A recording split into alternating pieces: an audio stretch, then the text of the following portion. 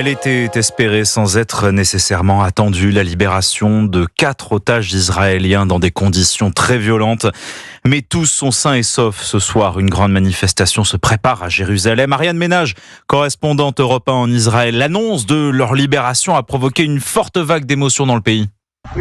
Sur les plages de Tel Aviv, un sauveteur-nageur transmet la nouvelle sur les haut-parleurs. Elle est accueillie par des applaudissements et des cris de joie.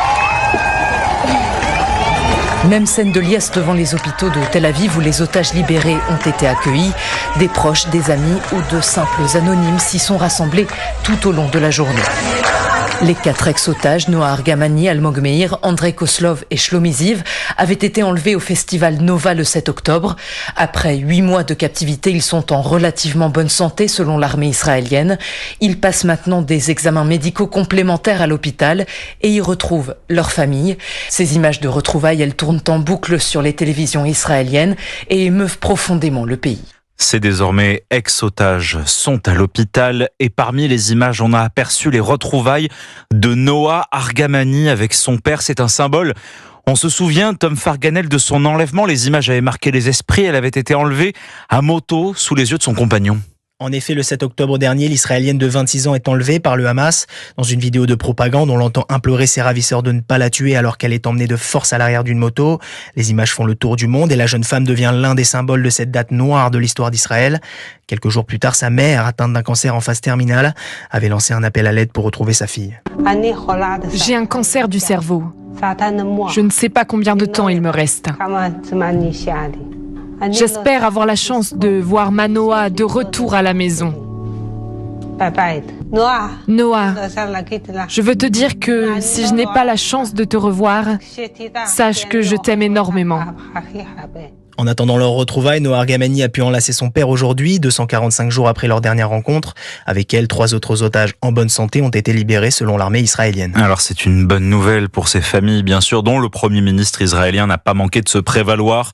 Elle montre que ces otages sont détenus au milieu des populations, que le Hamas continue d'utiliser comme un bouclier humain, selon Benjamin Netanyahou. Antoine Bienvaux, l'opération de l'armée israélienne s'est déroulée en plein jour ce matin dans la bande de Gaza. Oui, une opération préparée de longue date, une opération qui a été donc prévue depuis longtemps, menée par Tsahal à Nuseirat en plein milieu de la bande de Gaza. Cela faisait plusieurs jours déjà que l'État hébreu avait intensifié ses frappes dans la région.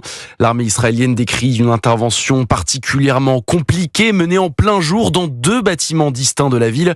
Une opération fondée sur des renseignements précis selon Daniel Hagari, le porte-parole de Tsahal. Il a raconté cette intervention tout à l'heure, écoutez. Sous les tirs à l'intérieur des bâtiments et en sortant de Gaza, nos forces ont sauvé nos otages.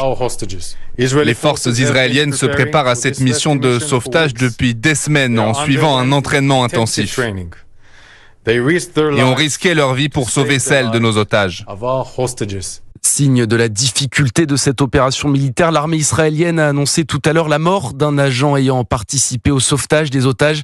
Sur le réseau social X, le ministre de la Défense israélien, Yoav Gallant, s'est félicité d'une opération héroïque menée par Tsahal à Gaza. Merci Antoine Bienvaux. De son côté, le Hamas dénonce la mort de 210 habitants et affirme que le combat allait continuer. Notre peuple ne se rendra pas. Fin de citation.